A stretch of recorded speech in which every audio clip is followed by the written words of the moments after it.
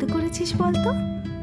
মনে হয় 24x7 শুধু তোর সাথেই থাকি। জাদু আছে বলছিস? তুই কোথা দিয়ে এলি? যেখান থেকে আসি।